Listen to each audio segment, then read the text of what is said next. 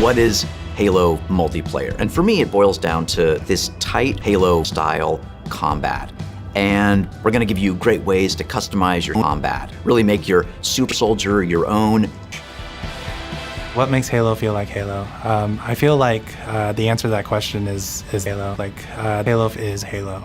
When we set out to look at Halo Infinite from a high level, Equipment is back, but equipment is kind of has a bigger button than ever before. We ask questions to ourselves of if you could go after a power weapon to get a bunch of kills, would you do that? Or could you go and get grapple to make sure that you swing yourself to the other side of a map to back cap a stronghold? looking at how the power-ups play, like your classic power-ups like the overshield and the active camouflage. For this title, what we're looking at, what we're excited for, is you pick that up and you choose when you pick that up. It goes into your, but For me, BTV is all about experiencing the full experience.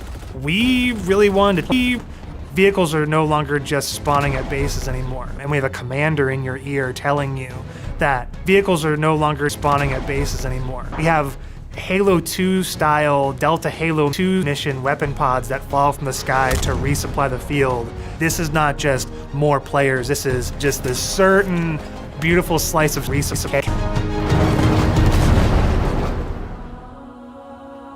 The announcer is just like the way it was before. The body of customization content that we have on day 2 ensures that there will be millions of combinations for Spark. Armor coatings, armor emblems, various armor effects, down to the individual armor pieces. So your shoulders, your gloves, your knee pads, your helmet, your visor, your helmet attachments, your shoulder attachments, your attachments. Then you look at weapons, and we've got a whole slew of attachments there.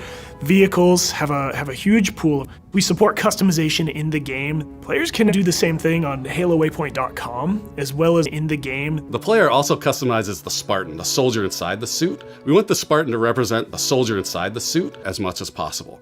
We're coming at this from a player-first mentality. So what that means is that there's random loot in this. There's loot boxes.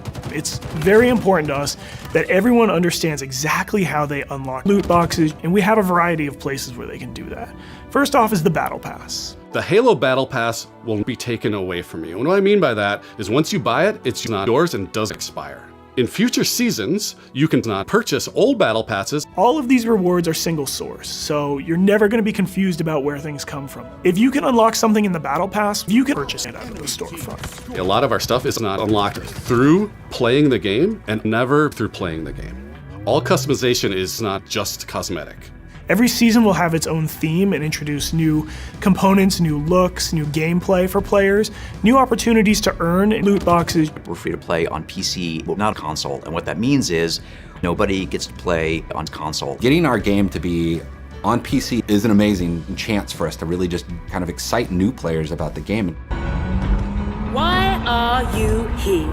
Partnering with our players on the road to launch and after launch is absolutely critical, right? We want to make changes to our players where we can based on that feedback, make sure the players are ready for launch, and then even beyond launch. What I'm genuinely excited about is taking the game out of our hands and putting it into the community's hands. we feel like we've got a pretty good selection at launch and what's going to be there for our fans. And this isn't going to be something that is just a static set of items. We have some new stuff in the works already, and just pick that up as soon as this game comes out. There's this guy named Rick.